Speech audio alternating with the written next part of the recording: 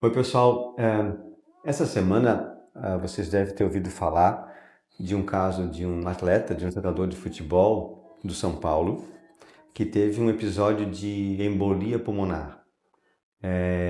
Embolia pulmonar é uma doença bastante grave, séria, e a gente nunca espera encontrar esse tipo de problema no jogador de futebol. Mas o que é uma embolia pulmonar?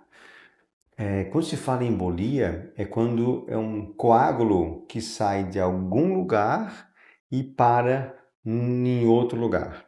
Então, no caso de uma embolia pulmonar, esses coágulos saem geralmente de uma veia da perna. Em 80 a 90% dos casos, eles se formam numa veia da perna e aí navegam pela circulação, passa pelo coração, pelo ato direito, ventrículo direito, entra na artéria pulmonar e aí ele impacta dentro do pulmão. E aí se chama uma embolia pulmonar. Como eu falei, 80 a 90% dos casos, se inicia através de uma trombose. Então, quando eu falo trombose, é quando um coágulo se forma naquele local. Então, tem uma trombose numa veia da perna, que é um coágulo.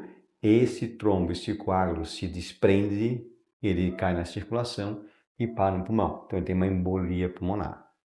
Na maior parte das vezes, a gente consegue tratar esse tipo de doença usando algumas drogas chamadas anticoagulantes ou drogas fibrinolíticas para desmanchar o coágulo.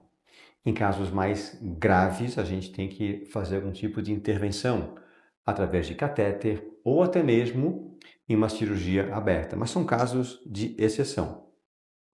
Como eu falei no começo, a gente nunca espera encontrar uma embolia pulmonar, uma trombose venosa, em um atleta. Mas algumas situações, podem levar ao aparecimento dessa doença.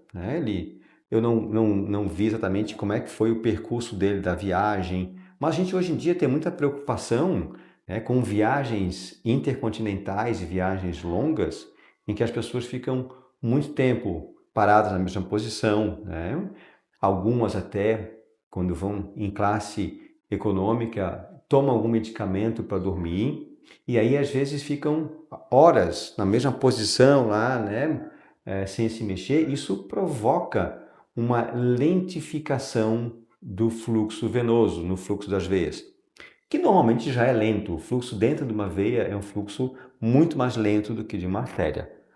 E associado a isso, às vezes, o fato de não beber muita água, ou de ter, às vezes, estar usando algum tipo de reposição hormonal, ou se tem alguma doença associada, como varizes, aí vão se somando fatores que podem levar, então, à formação desse trombo na perna, ele se desprender e fazer uma embolia pulmonar. Então, essa é uma situação que até poderia explicar, o caso desse jogador de futebol. Então, a gente hoje em dia, quando tem uma embolia pulmonar, a gente já pensa, opa, tem que olhar a perna se teve uma trombose na perna.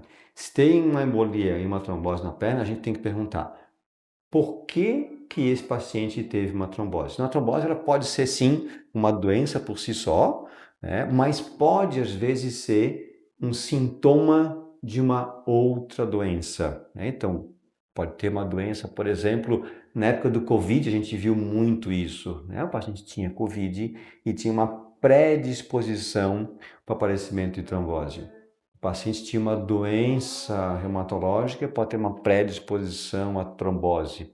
O paciente tem uma doença neoplásica, algum tipo de câncer, pode, às vezes, se manifestar de forma inicial com uma trombose. Então, é uma doença que exige realmente uma avaliação médica, para a gente descobrir, entender o que provocou aquela doença, aquela embolia pulmonar, ainda mais, principalmente no jogador de futebol. Felizmente, como eu falei, na maior parte das situações a gente consegue tratar com medicamentos, mas em alguns poucos casos a gente tem que lançar mão ou de algum tipo de intervenção com catéter ou às vezes de uma cirurgia para retirar aquele êmbolo, aquele coágulo lá do pulmão.